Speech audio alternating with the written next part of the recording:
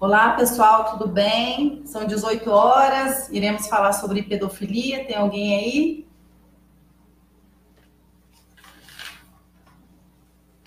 Olá, olá. Olá, Aldeni, tudo bem? Já são 18 horas, iremos falar sobre pedofilia. Tudo bem, Aldeni? Olá, Marcos, Aldeni. Bom, aos demais que forem chegando, pessoal, hoje nós iremos falar de pedofilia, né? É um assunto muito pesado. Olá, William.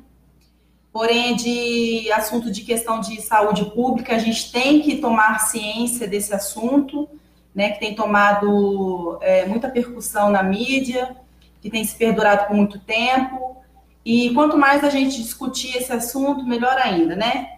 Para todos aqueles que ficarem aqui comigo, eu sempre faço um conjunto de laudas, me organizo, de vez em quando vou estar lendo, mas em respeito a todos vocês, para eu não estar me perdendo e também não passar nada desapercebido, porque o assunto é vasto, tem muitas coisas a se pontuar.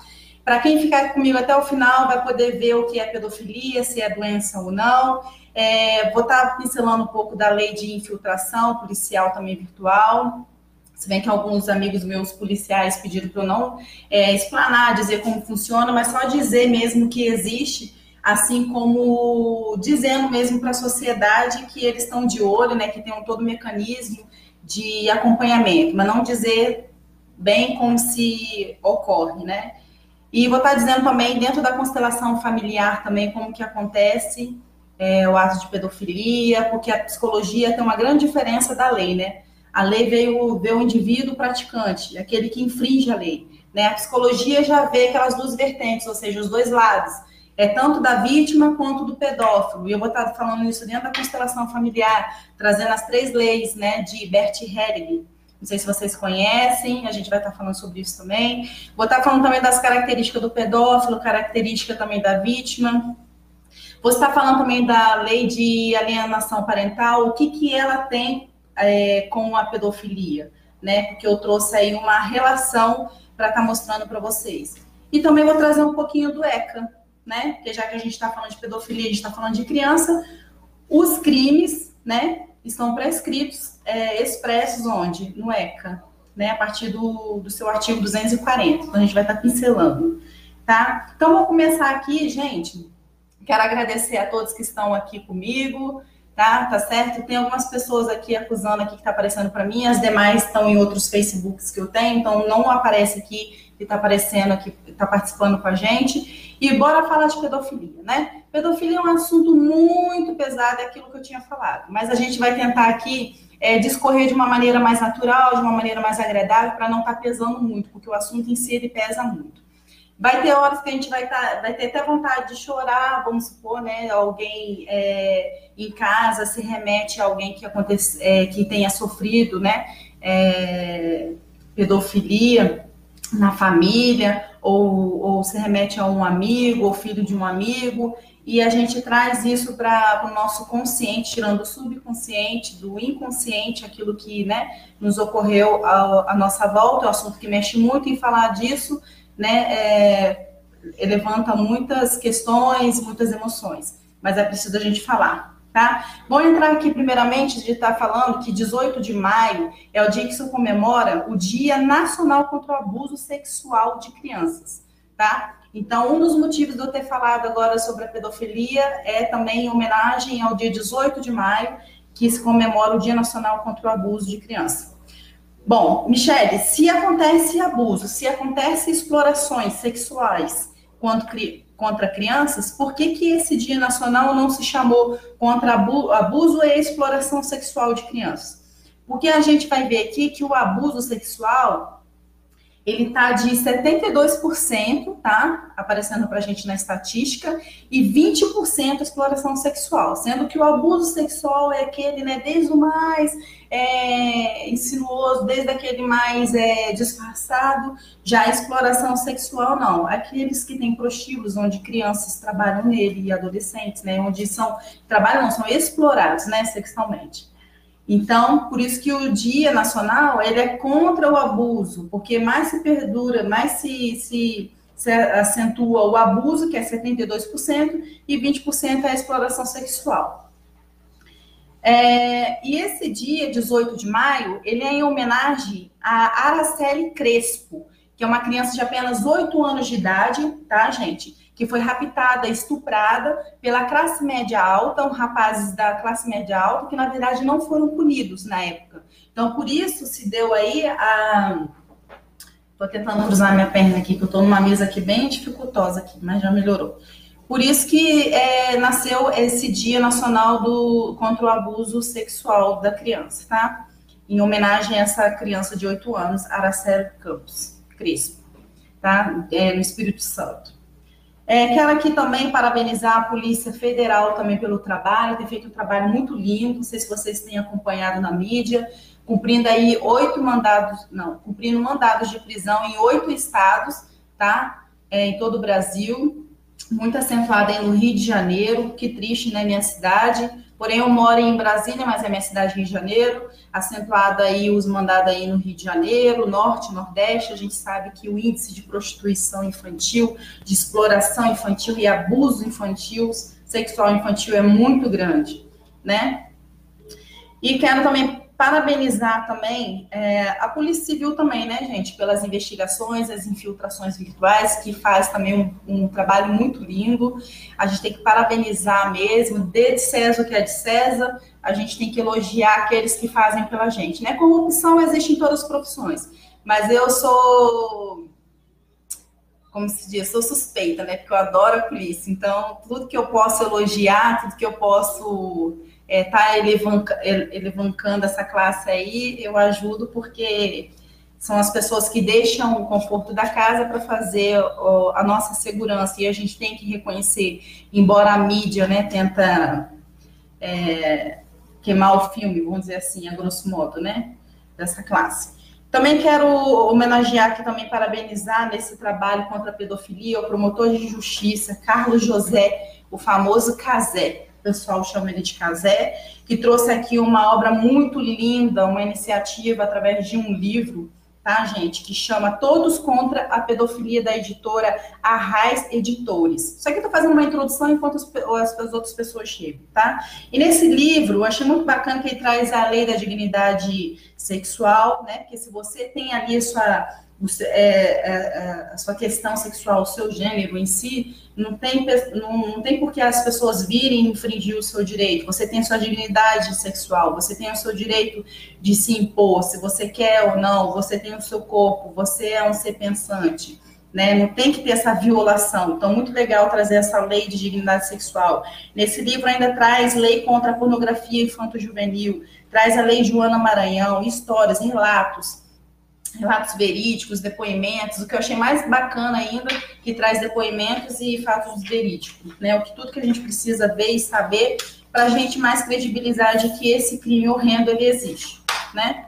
E trazendo ao viés, ao ponto de vista de um promotor, isso é bem bacana, né? Porque são pessoas que estão presentes em audiência e sabem, passa a perceber a visão, né, do pedófilo, né? Vê em sua fisionomia, né, o deboche, né, aquelas coisas que a gente sabe que existe.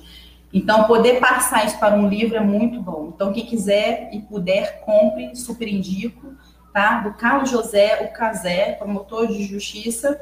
O livro é Todos contra a Pedofilia. Para denunciar, gente, Disque 100, tá? E tem outras formas também de denunciar, ou através do Disque 100, ou através do aplicativo Proteja Brasil, que a gente chama. Tem a DCA também, que é a Delegacia Criança e Adolescente da Polícia Civil. Você vai procurar a DCA da sua cidade, do seu estado, e lá fazer a denúncia. Ou até mesmo você pode ligar para o Disque 100, ou através do aplicativo, ou anonimamente para a DCA também, sem informar, né, seus dados, sem informar o seu nome. Podendo também fazer a denúncia através do Ministério Público ou no site do Ministério Público do seu estado. Por exemplo, aqui agora eu estou no DF, tem que falar assim, porque tem pessoas leigas também com a gente, tá? Nessas áreas. Então, por exemplo, eu estou no DF, aí eu encontro lá na internet, Ministério Público do Distrito Federal, eu vou lá, discorro a minha denúncia no site, ou eu posso fazer também muito via a Messenger, no Facebook. Eu gosto muito do Messenger porque ele é muito rápido, tá? E aí eles vão ter mais ou menos a dimensão do problema e já manda para você o formulário e ali mesmo você faz, e em torno de 1 semana e 2 dias, mais ou menos, mesmo você falando anonimamente ou não, se falando seu nome ou não, eles te dão um retorno em 1 semana e 2 dias, né? Como que tá esse caso, né? Para você ver que de fato eles são fiscalizadores da lei, ver que de fato a sua denúncia conta muito. Tá? E também tem aí o nosso famoso e glorioso, maravilhoso Conselho Tutelar, tá? Que são para defender as nossas crianças, e vocês vão procurar o Conselho Tutelar do município de vocês, tá bom? Eu achei muito bacana aqui também, tá anotando para vocês, que o nosso ex-presidente, Michel Temer, tá? Ele contribuiu uma parte boa, gente, no quê? No que tange as leis. Ele sancionou 3 leis, tá? Relacionadas ao tema pedofilia. Então, eu vou ditar aqui para vocês que foi a primeira lei 13.440 de 2017, todas são de 2017, tá? Sancionadas pelo nosso ex-presidente Michel Temer. Então, a primeira lei que ele sancionou relacionada ao tema pedofilia foi a lei 13.440 de 2007, que estipula a pena obrigatória de penas de bens e valores, de perdas de bens e valores em razão da práticas crimes tipificados como prostituição e exploração infantil. Ou seja, aqueles que fazem com que crianças se prostituem, aliciam crianças, né, listam, que fazem tudo ali na prática de exploração sexual infantil, eles vão incorrer nesse crime, nessa lei, e eles estão sujeitos à perda de bens e valores, tá certo? Porque tudo que dói no bolso, a gente tem de parar mais para pensar, né, gente? Sem falar o sistema prisional, mas também no bolso também, né? É bacana fazer dos dois lados para que a pessoa pense mesmo 2 vezes antes desse crime se repetir, se propagar, né?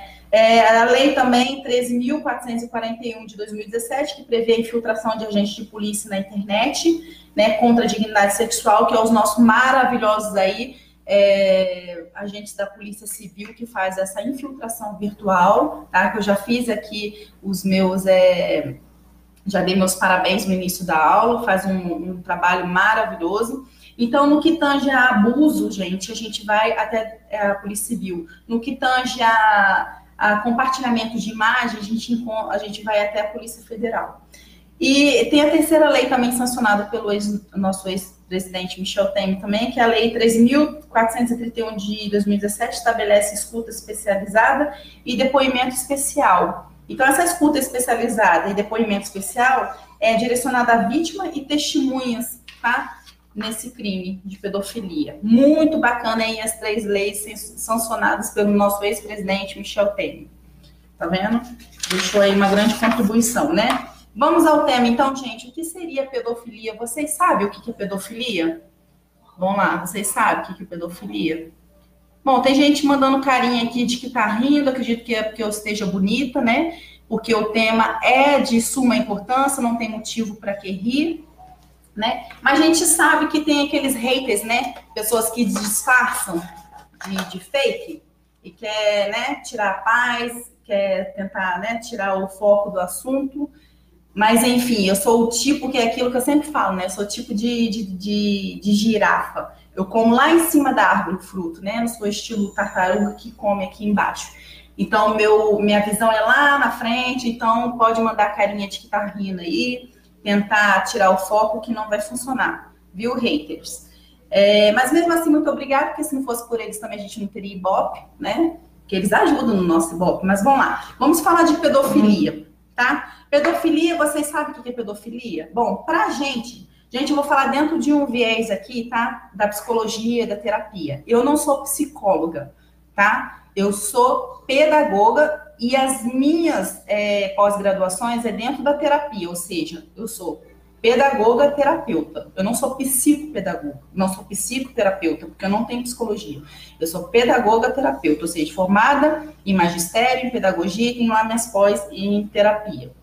Tá? Então, eu vou falar dentro de um viés, dentro de uma sistêmica, tá certo? Levando em consideração sempre a vítima e também o pedófilo. Sempre fazendo ali um viés psicológico, que é aquilo que eu expliquei no início da live. A lei vê o crime, né, relacionado ao pedófilo, é colocar ele dentro do sistema prisional e dar a ele a sanção necessária que ele precisa.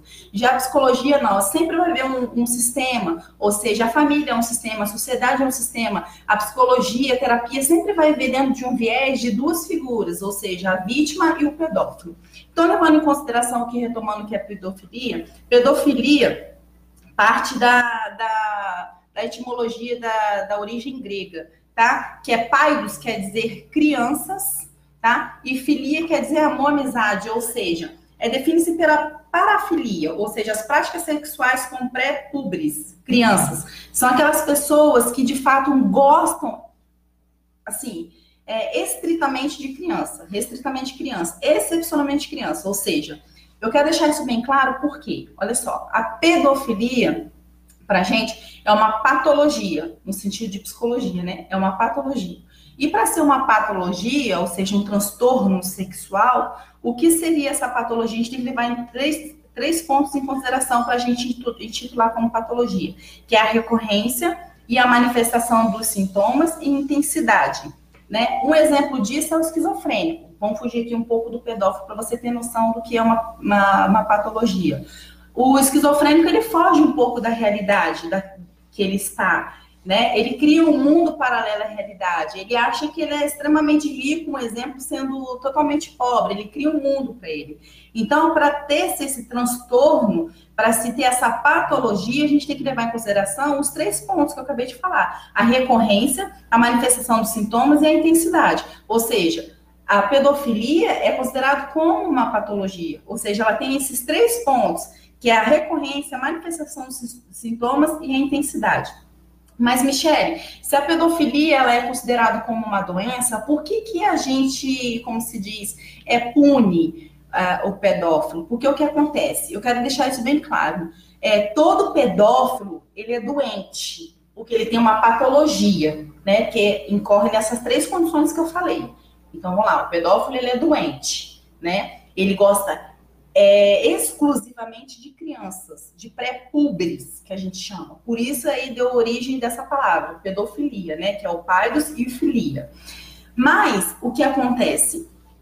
Nem todo pedófilo, tá, gente? Mesmo ele tendo essa doença, nem todo pedófilo, ele transgride as leis. Ou seja, nem todo pedófilo vai lá e compartilha a imagem de crianças. Nem todo pedófilo faz essas coisas que a gente vai discutir aqui no discorrer da live, tá? Tem pedófilo que tem noção da sua doença, do seu transtorno sexual, que ele gosta exclusivamente só de criança, e ele procura tratamento, mas é uma raridade por quê? Porque não quer se expor, assim, pensa que ao se expor, ao se abrir para o profissional da saúde, vai ser agredido, vai ser linchado, vai ser levado para a polícia, né? Pelo fato dele sentir, vamos dizer assim, a palavra tesão com uma criança, e ele se abrir para o psicólogo, ele fica com esse medo, com esse receio. Então, deixando bem claro que nem todo pedófilo, tá, gente, incorre em crimes, tá? Pedofilia mesmo é uma patologia e é uma doença.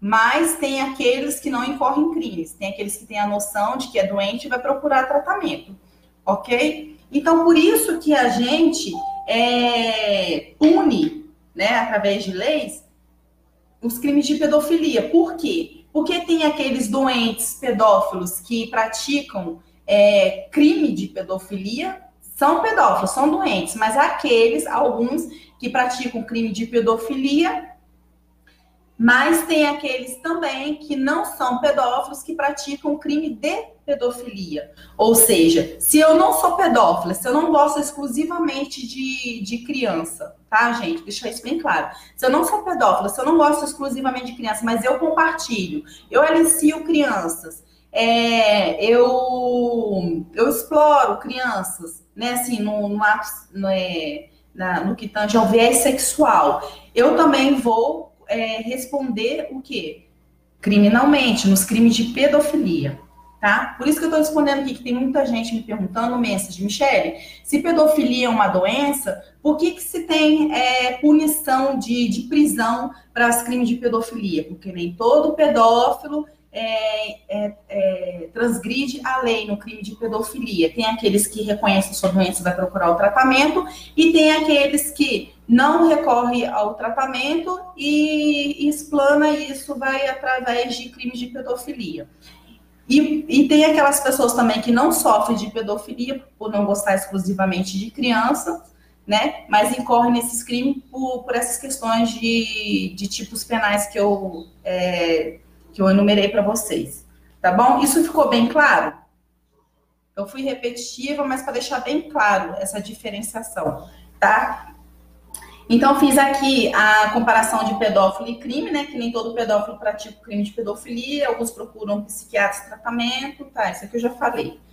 Então, eu já falei também que a psicologia, ela traz um verso lei. Enquanto a psicologia vê a figura do pedófilo e da vítima, a lei só vê o viés mesmo da sanção, da prisão, tá? Isso também já falei. Pedofilia, esse transtorno sexual inclui, gente, fantasias sexuais, né, comportamentos incomuns, bizarros, que são necessários à sua excitação. Ou seja, se não for comportamentos bizarros que acentuam a sua excitação, não são considerados ali transtornos sexuais. Ou seja, são transtornos sexuais por conta de atos bizarros. Ou seja, o próprio fato de gostar somente de criança, que é o pedófilo em si doente que eu estou falando, por gostar exclusivamente de criança, ele tem que ter ali um ato bizarro. E só em gostar de criança já é bizarro, né? Então, ele gosta de comportamentos incomuns, bizarros, gosta de grande excitação, né? E tem dois perfis de pedófilo. É o que a gente chama de molestador, tá, gente? E o abusador. O molestador é mais aquele invasivo, tá? Aquele que faz uso de materiais em crianças, né? Às vezes utiliza brinquedos, os modos mais bizarros. Ao final desse crime ainda mata, né? Cometem suicídio. Então, esse é o módulo, é o perfil molestador. Já o abusador, que deu origem ao Dia Nacional, né, contra os abusos, ou seja, que é 72% praticam abuso, né, e 20% praticam exploração, ou seja, são os que mais recorrem, os abusadores, né? Por isso que o Dia Nacional contra o abuso sexual infantil chama abuso, né? Por quê? Porque ele é mais recorrente, né? Porque o molestador, ele vai de um modo bizarro, um modo que, como se fosse um psicopata mesmo, ele chega no final que ele mata a criança, né? Já abusa de uma forma mais cínica, uma forma com que no discorrer do processo, a criança e o adolescente não percebem que estão sendo abusados, tá? Então, tem essas duas grandes diferenças de perfil de pedófilo. O molestador, que é o bem invasivo e chega até a matar a criança, faz todos os tipos de abusos com a criança, e tem um abusador que vem de uma forma bem disfarçada, uma forma com que a criança ou adolescente não perceba. Um exemplo diz, vou ali na minha casa buscar uma balinha, né, e abusa da criança, vamos dizer assim, né? O pedófilo, ele pode ser homem, pode ser mulher, Michele? Sim, o pedófilo pode ser tanto homem quanto mulher, tá? Ou seja, padre, pastores, né, mãe, tia. O mais recorrente aqui entre os homens aqui, pedófilo, que são os pais, tá? São os que a gente menos pensa que vai fazer alguma coisa, já tá dentro do contexto ali, né, da criança, padrasto, pai, colega de pai. Ou seja, gente, eu costumo dizer o seguinte, se seu colega, tá, você sendo homem, já diz assim, já vem já com aquele jargão, se der altura no meio-fio, eu já pego. Desculpa aqui se o termo chulo é pesado, mas essa é a verdade. Se o camarada já vem com esse viés, já vem com esse pensamento, e você tem uma filha em casa, você vai levar para dentro da sua casa tendo um filho ou uma filha, misericórdia, né? Só aí você já mata o pensamento, a intenção da pessoa, porque é aquilo que eu acabei de falar aqui. Às vezes a pessoa fala assim, se der altura no meio-fio, eu pego. Então, quer dizer, não tem que levar para casa, porque é isso que eu tô falando. Tem aqueles pedófilos, né, que praticam, correm ali nos crimes de pedofilia, e já aqueles que têm a noção de que são doentes por gostarem exclusivamente de crianças e adolescentes vão procurar tratamento. Mas em sua maioria eles não vão procurar tratamento, em sua maioria eles incorrem nos crimes de pedofilia, né? Então aqueles que já falam para você esse tipo de coisa, não tem que levar para dentro da sua casa. Não é um tipo que quer tratamento, vamos dizer assim, né? É um tipo daqueles que incorreriam no crime de pedofilia, se desse oportunidade. Porque é aquele ditado, né? O ladrão é feito de oportunidades. Então, você, pai e mãe responsáveis ou responsável pela criança ou adolescência, vocês não podem facilitar. Tem que estar de olho aberto mesmo, tá? Agora aqui, eu achei muito bacana também de estar anotando para vocês, não passar desapercebido também, que os homens, eles são bem mais percebidos quando eles praticam o crime de pedofilia. Por quê? Por serem mais invasivos, por serem mais grosseiros, por serem mais agressivos, por serem mais imperadores, por serem mais opositores, por serem mais dominadores, né? Tudo aquilo que a gente sabe que é característico de um homem. Já as mulheres, elas passam batidos, ou seja, passam de uma forma mais suave, né? De uma forma mais cínica, porque elas são menos percebidas. Por quê? Elas realizam o ato de forma mais velada, de uma forma mais cínica, de uma forma mais meiga, vamos dizer assim, né? Então, o mais recorrente aqui entre as mulheres são as babás, né? E falar de babá e conciliar o crime de pedofilia é uma figura muito, tanto quanto estranha. Desculpa. Porque era uma pessoa que era para proteger a criança ou adolescente e faz totalmente o contrário, né? Abusa. Então, quem puder, tiver acesso mesmo a câmeras, colocar câmeras em casa e ficar de olho, porque o negócio é estranho, é estreito, né? E a parafilia, que é aquele desejo, né, aos pré-púberes, ou seja, as crianças bem pequenas, ou seja, fazem inclusão de certas coisas, tá? Que é o objeto inanimado, ele vai usar ali o brinquedo da criança, fetichismo, que é a admiração, o exagero, veneração pela criança, o voyeurismo, o fetichismo, o masoquismo, o sadismo, ou seja, todas essas modalidades, elas estão mais voltadas para a modalidade daquele perfil de pedófilo que eu falei que é o molestador, que ele faz uso de todos os tipos de molestação bizarras, né, podendo levar até mesmo o homicídio, né, já o abusador não vem de uma forma mais velada, de uma forma mais disfarçada, mas é o mais recorrente, tá? Lembrando que a pedofilia traz aqui também o viés da constelação sistêmica familiar, né, que são aquelas 3 leis de Bert-Helling que eu falei. Porque o que acontece? Se a gente for falar, lembra que eu falei no início que eu trago aqui o viés da lei e o viés contrapartida da psicologia. Enquanto a lei só estuda o sistema prisional de prender o indivíduo, pronto, acabou, e dar ele a punição, a psicologia, ela olha no todo, na construção, na percepção do indivíduo, tanto da vítima quanto do agressor, que é, no caso, o abusador, que é o pedófilo. Ou seja, olhando esse viés de todo esse sistema, a gente fez aqui uma constelação sistêmica familiar, que a gente chama, né? Levando em consideração o quê? Que tanto o pedófilo quanto a vítima estão dentro de um sistema, gente. Quais são esses sistemas? O principal é a família, mas está dentro de um sistema que é a sociedade, né? Um sistema que cada um tem dentro de si, constrói dentro de si. Mas o sistema principal aqui é a família.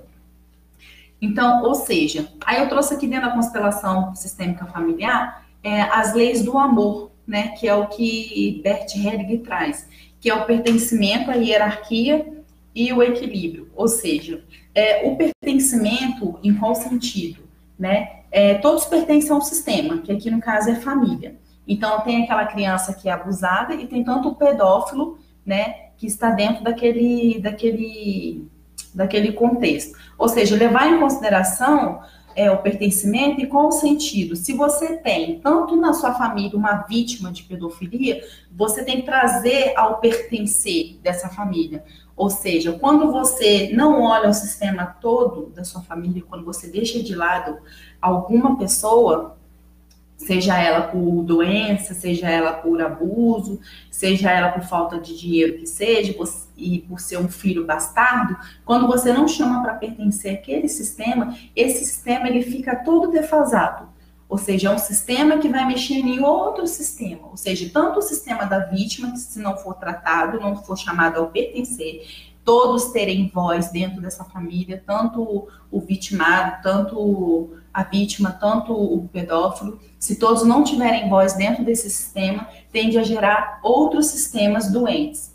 Ou seja, pedófilos precisam de tratamento e punição, né? No caso, seria incorrer em crimes, né? E tanto a pessoa vítima precisa também de tratamento porque sofreu o abuso. Ou seja, na lei de Bert Hellinger, vocês estão entendendo?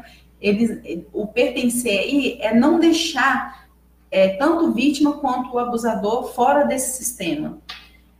A hierarquia aqui no sentido de ordem, que Bert Hellinger fala. Ou seja, quem chegou primeiro na família, é um exemplo, mas eu vou incutir aqui na pedofilia. Quando o Bert Hellinger fala de hierarquia, no sentido, quem chegou primeiro na família, ou seja, o mais velho tem que respeitar, o mais velho tem que ser respeitado, né, porque ele chegou primeiro. O mais novo, ele tende a receber mais carinho, mais atenção, porque sua autonomia está em construção. Ou seja, e os doentes, eles têm que ser vistos dentro dessa hierarquia como alguém que deve ser tratado, alguém que não deve ser esquecido.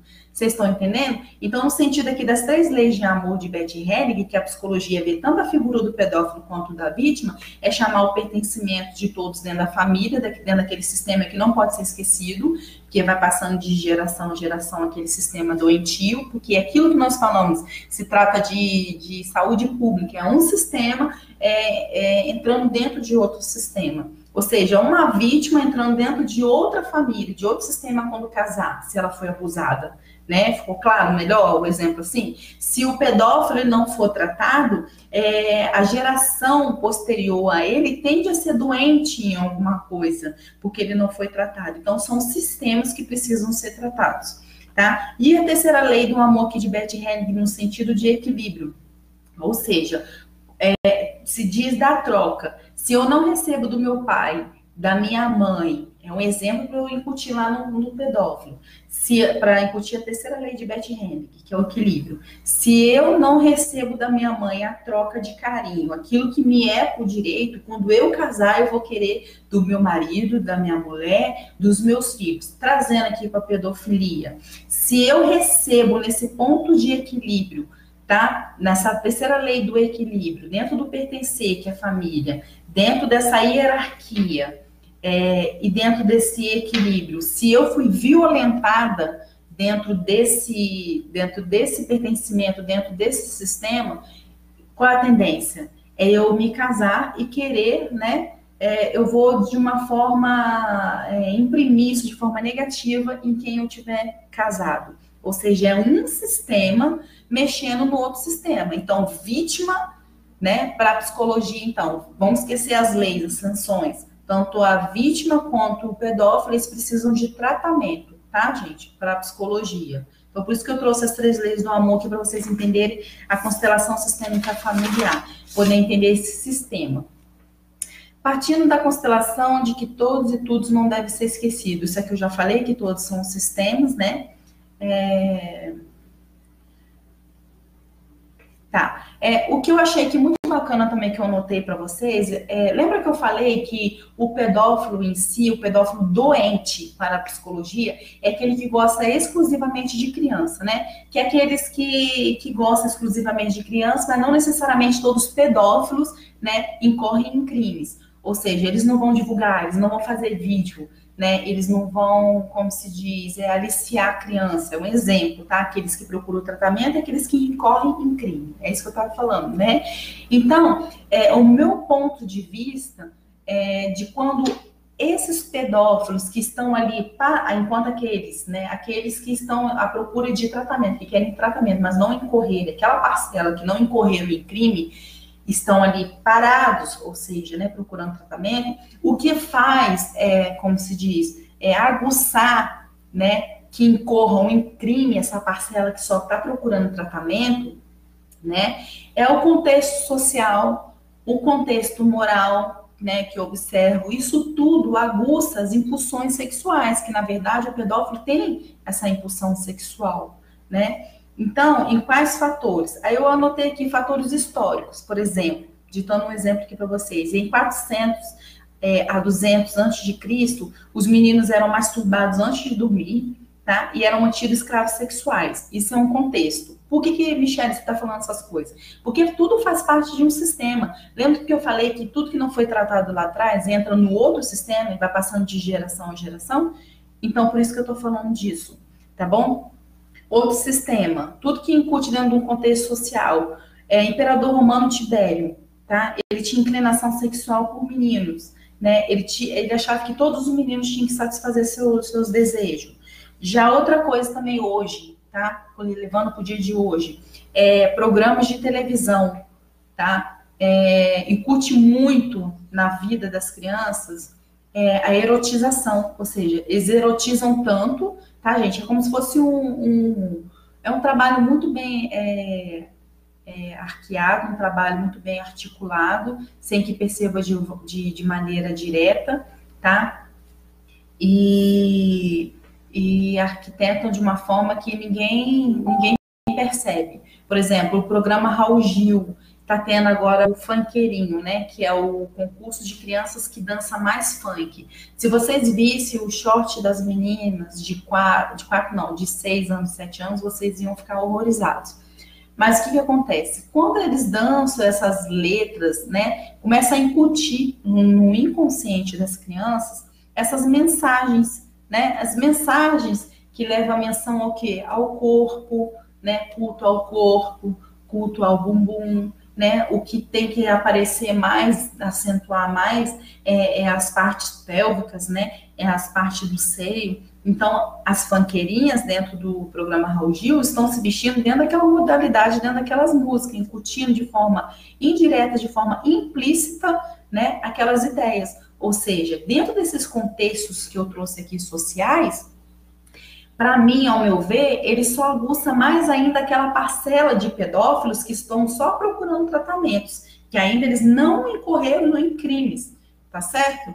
Então, que de fato eles ainda vão sair da casinha por conta do contexto moral e social que conta muito. Olha, o boto cor-de-rosa que eu coloquei na minha linha do tempo, fala muito de uma lenda, se remete a uma lenda do Amazonas, né, dentro das comunidades ribeirinhas, que os pais contavam para as moças que tinha um boto cor-de-rosa, que em dias de lua cheia, ele vinha para poder tirar a virgindade das meninas. Mas, na verdade, não é o boto, né, gente? Porque o boto não sai da água para fazer isso. Eram os pais incutindo de forma implícita na mente dessas meninas de que o boto viria para poder tirar suas virgindades. Ou seja, são contextos sociais, são contextos culturais, são ideias incutidas de forma implícita que vão vindo só assim, ó, né? Trabalho formiguinha para poder incutir na cabeça das crianças. Eu anotei aqui também uma coisa muito séria também, que é a revista Veja, tá? Ela publicou uma matéria dia 12 de outubro de 2017, quem quiser procurar aí na internet, que tinha como matéria o seguinte tema, que era a capa da revista, o pai segurando o filho de apenas 4 anos, e a revista tinha como tema, meu filho é trans, tá, gente? Gente, vamos sentar aqui para falar. Quando que uma criança de 4 anos, 2 anos, 7 anos, 12 anos, 15 anos, até 17 anos, se vocês querem saber, tem noção de sexo? Vai poder definir se ele é trans ou não. E vem o pai, é disso que eu tô falando dentro do contexto social, e vem o pai dizer que o seu filho é trans, esse pai, na verdade, ele tá transgredindo a lei, ao meu ver. Ele deveria ser investigado. Todos os pais que falam que seus filhos novos são trans, porque estão dando a eles condições de ser violentados, abusados dentro de casa, né? Porque aí vai passar para a criança como se fosse o natural, e as crianças não vão se perceber dentro desse vínculo, dentro desse abuso. Vocês estão me entendendo? É igual o Carlos José, que é o Cazé, né? O autor desse livro que eu tô falando para vocês comprarem, Todos contra a Pedofilia. Ele estava numa audiência de frente pro pedófilo, e o pedófilo teve a cara de pau de virar para ele e falar assim, aquela menina, ela me provocou. É essa leitura que o pai vai dizer quando ele estuprar, quando ele abusar a sua filha, que ele diz ser trans, ou o menino que ele diz ser trans, em frente do juiz, que o menino o provocou, que a menina a provocou? Então, são contextos sociais, morais, que são incutidos dentro de uma criança, sendo que uma criança não tem a autonomia, a capacidade, a energia psíquica, sequer, de pensar sobre isso. Vocês sabiam que a criança, adolescente, até uns 14 anos, eles não sabem o que é sexo de fato? Uma criança de 8 a 12 anos começa a conhecer do corpo, saber o que é o corpo, a formação do corpo, a estrutura do corpo dentro da escola, mas meramente como a estrutura e funcionamento do corpo.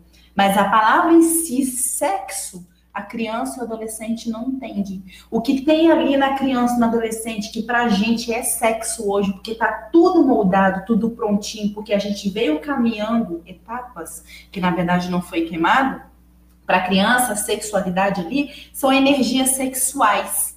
E o que são energias sexuais? Às vezes a criança manifesta isso através de um desenho, às vezes manifesta isso através de um jogo simbólico. Jogo simbólico esse que um menino se veste de menina e o pai tem a cara de pau de falar que o menino é trans. Ô, seu idiota, o seu filho não é trans. Desculpa para quem está ouvindo isso, porque eu sou pedagoga e dói muito, dói até na alma dizer isso. O seu filho não é trans. O seu filho está passando por aquilo que Vygotsky chamou de jogo simbólico. O seu filho, na verdade, só está representando aquilo que ele vê no contexto social. O menino, a menina sem maldade alguma, vê a mãe limpando a casa e quer se vestir igual a mãe, vamos dizer assim. Né? Tanto é que se a gente olhar para o jogo simbólico, o menino fala igual a mãe fala com o pai. Ó, fica quieto. Né? Ó, mulher, eu vou ali fazer isso. Ô, meu amor, eu vou fazer tal coisa. Ou seja, as crianças representam isso através de como elas se vestem nas brincadeiras, como elas brincam. E ver uma pessoa dessa, um sujeito desse, falta de entendimento, de inteligência, dizer que o filho é trans, porque o filho sentiu vontade de usar rosa, de jogar uma bola, ou de se vestir como menina, no sentido de uma brincadeira. Em qual sentido de brincadeira, gente, que eu tô querendo dizer? Se a criança está dentro de um contexto onde ela só vê a mãe vestindo roupa de mulher, lógico, a mãe vai vestir roupa de mulher. Se um menino que está dentro de um contexto que vê as irmãs vestindo as suas respectivas roupas, qual relação que essa criança tem? Maldade nenhuma, ela vai estar reproduzindo os tipos de roupa que ela vê, que as pessoas vestem. Né? Assim são os jogos simbólicos. Se eu tenho ali uma brinquedoteca ali, a gente vê muito isso em escola, que tem a brinquedoteca. Dentro de uma brinquedoteca tem brinquedo, tem fantasias, tem tudo ali dentro de uma brinquedoteca, tudo que você possa imaginar, para a gente trabalhar o jogo simbólico, ver o que cada um vai escolher ali para brincar, ver como cada um se remete à sua família, porque a forma com que vê e percebe, ele vai passar para o jogo simbólico. E se tem ali disponível saias, se tem ali fantasias, perucas, para um menino pegar, ele vai pegar por curiosidade. E não no sentido de que ele é uma menina, de que ele é um trans. Então, pelo amor de Jesus, para de dizer que seu filho é trans, o seu filho está em processo de desenvolvimento. E você tem a maldade de dizer que esse menino é trans, misericórdia. Então, quer dizer, por isso que eu estou falando do contexto aqui social e moral. Cultural também, que ele mexe muito e incute na cabeça das pessoas. Imagina a parcela ali de um pedófilo, que a gente viu que o pedófilo, para psicologia, é doente, né, que é uma patologia, mas grande parte deles incorrem em crimes, né, praticando ali, compartilhando foto, fazendo filme, tudo que a gente conhece. E tem a parcela deles que são doentes e que estão procurando tratamento. Então, são contextos sociais, contextos morais, que influenciam nessa parcela que não estão incorrendo em crimes, certo? Que não estão incorrendo em crimes e que estão procurando tratamento. E outra coisa, e deixa de quem quiser explorar essas crianças também, com uma outra opção de sexo, tá certo? Por conta de contexto moral, de contexto social. Então, para de dizer que seu filho é trans. Criança não tem autonomia para escolher esse tipo de coisa. A gente que fala em respeito de gênero, o que é vagina, o que é pênis, a gente que fala. A criança está em processo de desenvolvimento de reconhecimento de corpo. Para eles é meramente ali um órgão que excreta né, o xixi e as fezes, né? E tem ali suas fases de desenvolvimento. E é só isso, é meramente isso. A gente que incute isso nas crianças. Um exemplo disso é as crianças que se vestiam como um adulto em miniatura no século XV. Vai pesquisar o que a gente fazia com essas crianças. A gente vestia as crianças, sabe como? A gente, que eu falo sociedade, a gente vestia as crianças como adulto em miniatura. Então, a gente via as crianças como adulto em miniatura, vestia as crianças como adulto, e elas não brincavam. Pleno século XV. Aí se a gente vê a criança na sua normalidade dançando funkzinho no Raul Gil, com a roupa, um short desse tamanho e dançando letras infames, a gente também vai achar isso normal? Ou seja, as leis, elas estão aí para serem elaboradas de acordo também com o contexto social. Então, essa sociedade está ditando coisas erradas. E graças a Deus que esses policiais estão trabalhando super bem. Levantou um povo para poder fazer alguma coisa, porque misericórdia, eu vou te falar. Porque os pais mesmo de casa estão ridicularizando as suas famílias, desculpa falar, a maioria. Estão dizendo que seu filho é trans, estão dizendo que seu filho é homossexual pelo fato dele ter curiosidade e está no processo de descoberta. Seu filho não tem autonomia para dizer nada ainda. E você está incutindo isso nele de forma inconsciente. Então, vocês estão me entendendo? Então, venha para a luz. Venha para a luz, sai das trevas. Vem para a luz, ou seja, vem para o conhecimento. Vamos construir nós aqui, nós todos, né? E não ficar levando para essa ignorância, ou seja, erotizam as crianças, né? Erotizam de forma implícita, né? Tudo que está ali escondidinho, tudo que vem em trabalho formiguinha, raposinhas disfarçadas. Que se tiver que liberar a pedofilia, eles mesmos vão torcer, porque, né? A gente está incutindo aos pouquinhos coisas que não deve na cabeça de criança. Então, pai e mãe, acorda para a vida. Não deixe qualquer pessoa na sua casa. Soltou esse jargão que eu tinha explicado aqui no início da live. Ah, deu altura no meio-fio e eu tô pegando, não leva para dentro da sua casa. É um pedófilo em potencial, tá certo? Agora uma coisa aqui, característica da vítima, né? Geralmente os meninos são mais agressivos e as meninas são meigas. Então a tendência é ir sempre mais para as meninas, pelo fato de serem veladas, de serem meigas, então se tornam mais vítimas, tá? Os meninos, por serem mais agressivos, os pedófilos ficam com medo de se achegar aos meninos na maioria das vezes, com medo de deles gritarem, de entregarem, então se chega mais às meninas, tá certo? Então, eu coloquei aqui que não existe um perfil certo para ser vítima, tá certo? Porque o pedófilo é tão cínico, tão dissimulado, que ele chega para qualquer vítima, na verdade. Mas tem aqui uma característica de vítima que é muito peculiar, que é muito forte. Que é aquelas crianças tímidas, meigas, apáticas, muito bonitas, pais que confiam em qualquer pessoa. Então, isso é um prato cheio para o pedófilo. Não tem o perfil certo, então, de vítima, mas é um prato cheio para pedófilo. Crianças apáticas, crianças meios, né? Crianças que quase não falam, né? Então, ensina seu filho a dizer tudo que passa no seu dia a dia. Ensina ele a expressar. Porque senão, às vezes, está acontecendo uma coisa e passa desapercebido e você nem sabe, porque o seu filho é meigo, o seu filho é apático, né? O seu filho não sabe se expressar, não tem diálogo dentro de casa. Licença. Então, isso tudo influencia. Eu coloquei aqui também uma listagem muito importante também. Coisas que a vítima desenvolve. Olha só que importante isso. Como é sério isso. Como que você, pai e mãe, está responsável pelo seu filho. Olha quantas coisas o seu filho não, a pessoa vítima de pedofilia desenvolve durante a sua vida, depois, pós-abuso. Veja bem, olha, agressividade, tá? Ele vai levar a agressividade o resto da vida dele. Se não for feita uma psicoterapia, uma ludoterapia em cima dessa criança, desse adolescente. Por quê? Lembra que eu tinha falado que a agressividade, a gente usa ela como âncora, na maioria das vezes? Ou seja, a gente vem trazendo agressividade pra gente, como se fosse uma âncora mesmo, isso que eu acabei de falar, né? Ou seja, eu trago agressividade porque ela tem me protegido. Porque com a agressividade eu vou contra outra pessoa.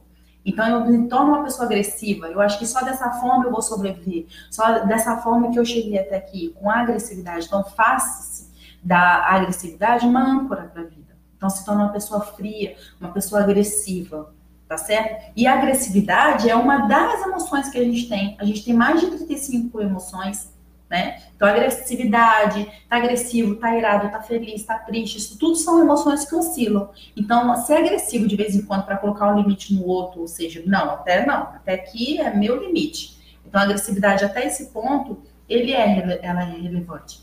Mas se você ficar só levando agressividade com você, ou seja, para quem não merece ou para situações que não merecem, você afasta a pessoa de você e você se torna uma pessoa isolada. Então, nesse ponto, a agressividade não é algo, não é um fator bom, um fator positivo. Então, nós estamos falando aqui, para quem está chegando agora, coisas que a vítima desenvolve futuramente, tá? Então, agressividade. Isolamento social, porque tem medo de novas aproximações, de abuso, tá? Então, já fica lá já na defensiva. Dificuldade para dormir, tem constante pesadelo. Então, isso vira uma perturbação mental durante o dia. Ou seja, o pesadelo, o sonho, para Freud, é o produto de tudo aquilo que eu passo durante o dia pensando. Então, aquilo fica remoendo na minha cabeça e quando eu vou deitar, eu sonho com aquilo, eu tenho um pesadelo com aquilo. Aí vira um ciclo, ou seja, eu sonho com pesadelo, pesadelo, pesadelo, pesadelo, e durante o dia eu vou pensar sobre aquilo, e pesadelo vira um inferno, tá? Então, toma cuidado com seu filho, com sua filha. Pensamentos de suicídio, misericórdia, a gente tem que estar de olho, sempre colocando essas crianças no meio de vínculos afetivos, que os vínculos afetivos, eles impedem esse tipo de atitude, tá? Se sentem sujos ao serem tocados, desenvolve medo e fobia. A fobia aqui no sentido de que a vítima desenvolve, no sentido de que se eu não posso, tudo que eu não posso controlar, vira uma fobia. Ou seja, uma pessoa que tem medo de avião é uma fobia, por quê? Porque é uma pessoa que costuma controlar todas as coisas de sua vida, mas quando ele entra dentro do avião, que ele sabe que é uma situação que ele não pode controlar, logo ele tem o quê? Fobia de avião, é o exemplo. Então, ele sabe que veio, e ela sabe que veio uma situação que ela não pode controlar. Então, desenvolve o quê? Fobias, tá? Doenças psicossomáticas, ou seja, aquilo se torna um estresse, se torna uma coisa tão assim, química, uma coisa que vai passando para a célula, aquela irritabilidade, aquele estresse, aquela ansiedade do dia a dia, que vai passando para a célula, que passa a ser inerente, fazer parte do indivíduo, que aquilo passa para o funcionamento do corpo, para as células do corpo, através de quê? Dores nos seios, nódulos no seio, corrimento nas meninas, endometriose, herpes emocional, cheiro desagradável na pele, nódulo no seio, que eu já tinha falado, né? Então, olha só quanta coisa séria, né? E as pessoas ficam frias. Então, para resgatar tudo isso, Michele, eu tenho meu filho, eu tenho minha sobrinha, eu tenho um vizinho que sofreu tudo isso. Tem como recuperar isso? Olha, meus amores, tem como recuperar isso. É através da ludoterapia, a gente vai trabalhar através de brincadeira com a criança, resgatando tudo que ela passou. Ela vai falando de forma mais simples, de forma mais leve durante as brincadeiras, né? Durante a anamnese. E a gente vai trabalhando dentro dela, dentro das brincadeiras, dentro da psicoterapia, tá certo? Então, quanto mais cedo a criança, adolescente vir para o psicólogo, para o terapeuta, para o psiquiatra, para trabalhar todas essas questões, tá certo? Tem como ressignificar esse sentimento de ódio em algum amor. Não vai ser 100%, mas é alguma coisa, tá certo? Então, eu trouxe aqui também fatores jurídicos dentro dessa problemática pedofilia, tá? Eu trouxe aqui o Código do Menor, tá? Que existiu, que o Código de Menor, na verdade, foi antes da Constituição. Fazendo aqui um paralelo aqui, antes de chegar no Estatuto da Criança e do Adolescente, no que tange aqui os fatores jurídicos. Então, antes da Constituição, que é de 1988, existiu o Código de Menor, mas ele não trazia, assim, uma visão na integralidade, levar em consideração que a criança desenvolve, que a criança é integral, né, nos seus aspectos social, cultural, político, nisso tudo, entendeu? O Código de Menor associava apenas o que? A pobreza e a delinquência, ou seja, trazia um ponto de discriminação, tá? A Constituição de 88 veio para mudar alguma coisa desse Código de Menor, mas não trouxe a percepção do ser integral, de uma forma holística, a criança no todo. Foi com o ECA, na Lei 8.069 de 90, 2 anos após a Constituição, tá certo? De 88, que são várias constituições que a gente teve no Brasil, né? A de 88. Então, o ECA veio 2 anos após a Constituição de 88, que foi a Lei 8.069 de 90, que trouxe mais aquela proposta da criança no integral, de uma visão mais holística, no todo. A criança sofre um processo de desenvolvimento, vê mais a criança no todo, né, em desenvolvimento. E trouxe também uma nova ordem jurídica a partir de proposta de mudança de mentalidade. Lógico, é trazer para os juristas também que a criança, né, deve ser percebida no todo, e não marginalizada, discriminada como o Código de Menor trouxe. Então, dentro desse viés do ECA, que trouxe toda essa visão de integralidade, de que a criança é um ser integral, um ser holístico, né, um ser processual que está em processo de desenvolvimento, trouxe também dentro do ECA os tipos de crime de pedofilia, tá? Que eu vou estar falando aqui para vocês, ó. Que é o produzir, reproduzir, né, fotografias, vídeo que seja, dirigir filmes também, né? Vender, oferecer, trocar, disponibilizar. Isso, quando eu falo aqui, para esses tipos penais desse verbo, é tanto para foto quanto para vídeo.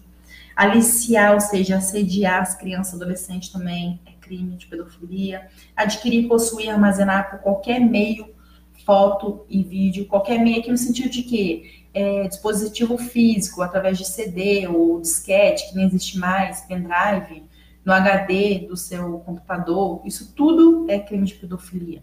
Michele, a partir de quanto caracteriza? A partir de 2 fotos ou 2 vídeos. Recebeu, meu amigo? Olha para mim. Recebeu? Não repassa. Deleta. Tá certo? Repassar é crime. Deleta. Tá? Essa nojeira, essa pouca sem vergonhice. Tá? Vamos entrar aqui também no sentido da alienação parental. Alienação parental é uma lei, tá, gente? Que entrou em vigor em 2010, que ela tem por numeração 12.318/10. Tá? Essa lei de alienação parental é no sentido de que, quando a gente fala assim, aquele menino é alienado, ou seja, ele não tem conhecimento quanto àquele assunto.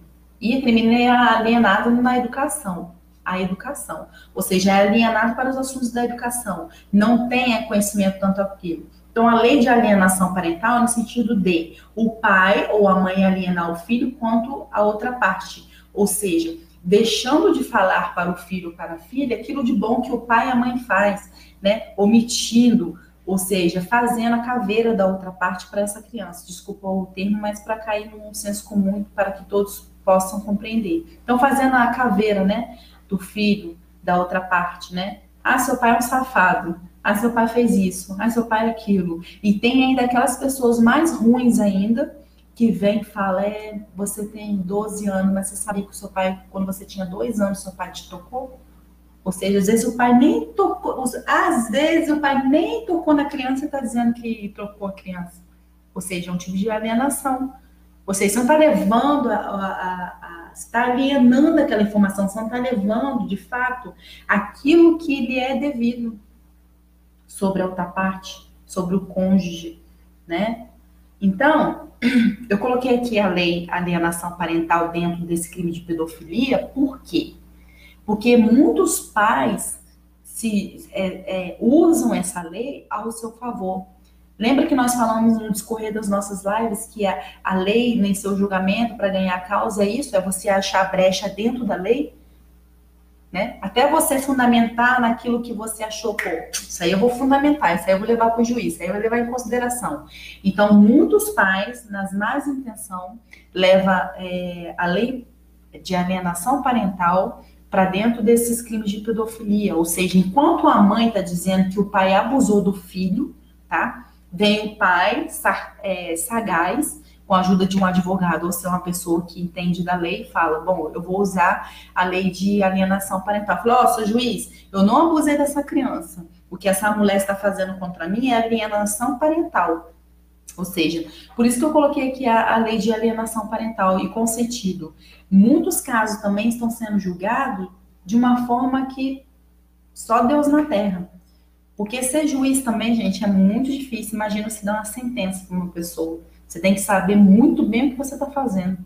Então, quando eu coloquei aqui a lei de alienação parental, no sentido de que tem muito pai e muita mãe que se vale dentro dessa lei, dizendo, seu juiz, não foi abuso que aconteceu. O que está fazendo de fato essa outra parte é uma alienação parental contra a minha pessoa, em relação ao meu filho. Entenderam, né? Então, a alienação parental tem que ter muito cuidado dentro desse crime de pedofilia. E eu coloquei aqui uma observação. E se pensarmos bem que esse pai alegou para o juiz que não era abuso e que era alienação parental, e quando ele fica com toda a guarda para ele e não sendo compartilhado, o que, que ele faz, gente? De forma indireta. Ele está tendo alienação também, ele está fazendo também alienação parental inversa, vamos dizer assim, de forma implícita. Porque ele está ficando com a guarda toda para ele. Então, se é alienação, né, no sentido de ficar um ou no outro ou não com o filho, por que está tomando então o filho? Que é outros casos, né? Que só toma o filho para si. Então tem que abrir o olho, tanto o pai quanto, né, juristas, pessoas envolvidas nesse processo, porque é um todo processo, lembra? É um todo sistema que nós julgamos aqui, que nós discutimos. Então tudo tem que levar em consideração, né? E deixa eu ver aqui. Tá. Aí eu coloquei aqui essa lei de alienação parental também, no que tange ao crime de pedofilia. Ele vai muito contra a mulher, expõe muita criança a perigo. Licença. Ao perigo, né? Que tem que ser muito bem julgada. E o juiz se baseia em quê, gente, quando julga aqui?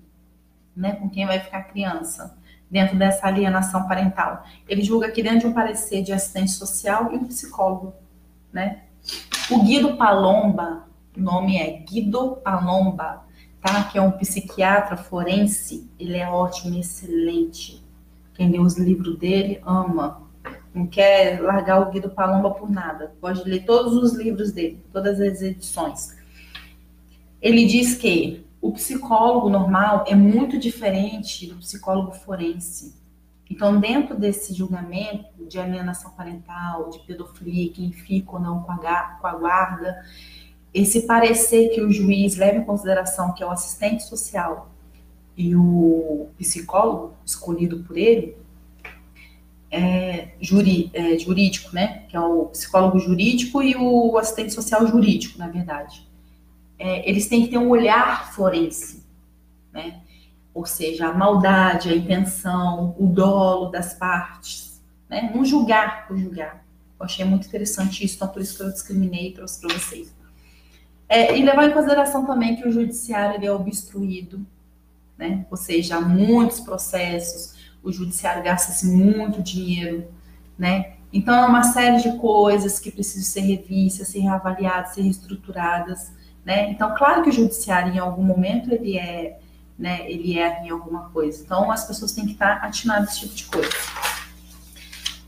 Tá. Só para terminar aqui, quanto à omissão, tá? As pessoas que veem crime relacionado à pedofilia sabem e fingem que desconhecem, tá? Se a polícia descobrir que você está ali dentro do contexto, que você viu alguma coisa, ou, né, que fugiu ali, de que você não entregou, você vai responder também por omissão, tá? No sentido do pai, né?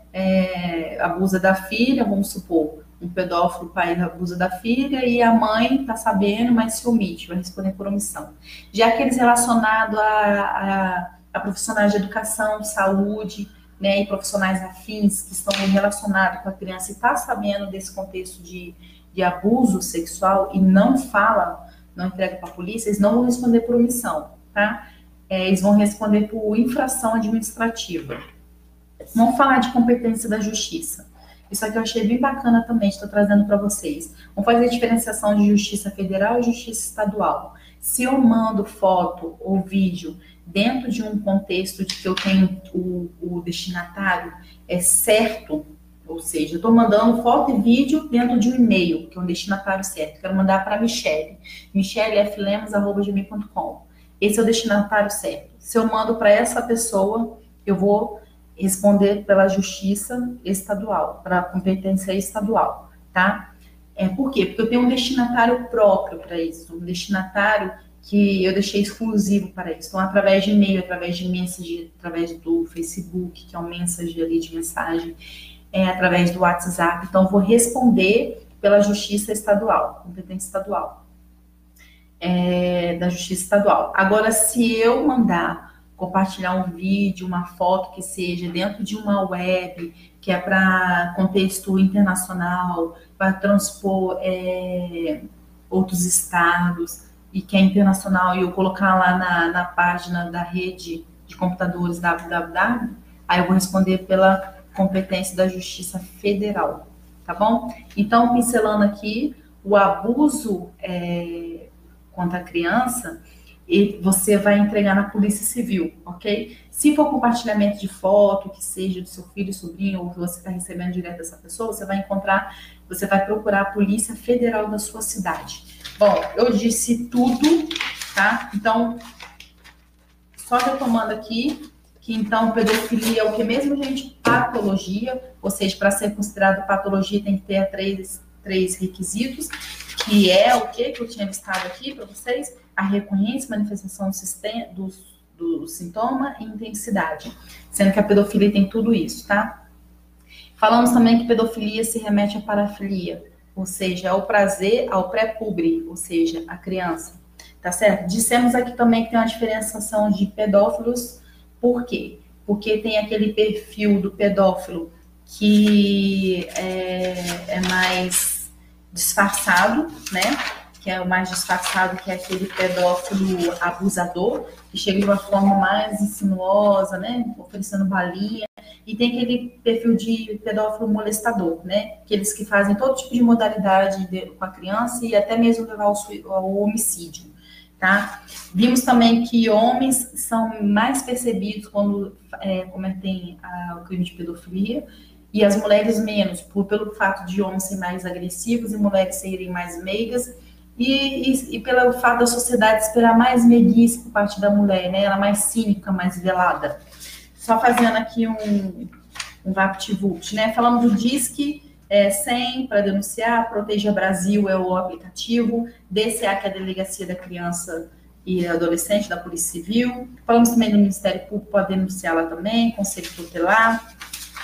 Mas o que nós falamos aqui? Falamos da constelação familiar, que ambos, pela psicologia, a psicologia vê diferente o pedófilo, né? Porque a psicologia, ela vê dentro de uma constelação familiar, de um sistema, ela vê o pedófilo quanto a figura da vítima, porque ambos, se não forem tratados, o que acontece? Vão gerando novos sistemas doentes, tá certo? Diferente da lei, que só vê só a figura do pedófilo, ou seja, o crime, aquilo que ele cometeu, e levar ele para o sistema de sanção, é o sistema prisional, tá certo? Falamos também dos fatores de punição, né? Que também no contexto familiar, no contexto social, moral, aquilo que incute de forma implícita na criança, despertando ali a sua postura sexual, né, muito cedo. Falamos também dos pais que chamam seus filhos de trans desde muito cedo, se não tem concepção de sexo, apenas de energia, que nós chamamos de energia sexual. A criança não tem essa percepção. Quando se faz isso, é um crime também. É como se estivesse habituando o seu filho a receber atos sexuais ou atos libidinosos, que a gente chama, tá certo? Porque passa a perceber como natural. Aí eu me remeti também... Oi, Rosana, linda, também te amo, amiga. Também falei no sentido do Carlos José, que é o promotor de justiça, né, o Casé, que fala que, como se diz, o pai abusou da criança e falou: essa menina me provocou. Ou seja, joga-se ali, meu filho é trans, meu filho é isso e aquilo, uma percepção de que a criança nem pode julgar o que é certo e o que é errado, está dizendo que o filho o pai às vezes pode incutir a pedofilia no contexto social dessa criança, que na verdade ele deveria ser investigado, foi isso que eu disse, tá? E a criança, ao estar frente a esse promotor de justiça, o Casé, que é o autor desse livro, e o pedófilo disse para ele: ué, mas essa criança me provocou. Aí, por sua vez, a criança disse para ele: ué, mas não é isso que um pai se faz com a filha? Gente, até vontade de chorar, né? E não é isso que um pai faz com a filha? Ou seja, incute ali, quando você chama seu filho de trans, de homossexual, sem ter a competência psíquica de discernir o que é isso, que a gente só tem a capacidade psíquica de discernir isso com 17, 18 anos. A gente está em processo, a gente está em desenvolvimento, nós vimos aqui. Então, quer dizer, a criança passa a nem entender o que é certo e o que não é certo. Para ela, aquilo é certo, porque é o pai que está fazendo. Então, pessoal, quem está me assistindo aqui, policiais, Ministério Público, vão investigar esse povo todo, porque o negócio é feio, tá? Fiz também a discriminação entre menino e menina. Falei que menina é mais ponto para ser mais ponto do pedófilo, por ser mais meiga, né? Mais tímida. Falei também do que as vítimas desenvolvem também futuramente, discorri aqui, sintomas, né? Depois vocês puxam aqui. Falei também dos fatores jurídicos, da alienação parental, do ECA, do Código do Menor, o que tem de diferença de um para o outro, o que a Constituição trouxe, que foi uma visão limitada, o ECA veio e trouxe uma postura mais, né, holística, integral. Bom, quem está aqui com a gente, vamos ver aqui, nossa, muita gente, hein? Muito obrigada mesmo pela participação, pelo carinho. Quem puder, compartilha, porque o tema é de suma relevância, gente. O tema está em alto.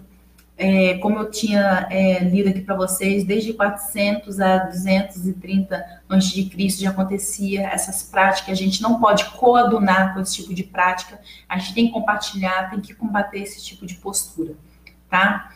Aquilo que eu falei no início da live, tá certo? Essas pessoas que colocam carinha de que tá rindo, não sei do que se trata, porque o tema é muito sério, tá certo? Provavelmente seja um hater, mas hater, eu agradeço imensuravelmente, tá? Que o meu prazer para você é inenarrável tê-lo aqui, porque você alavanca o meu Ibope, tá bom? Muito obrigada.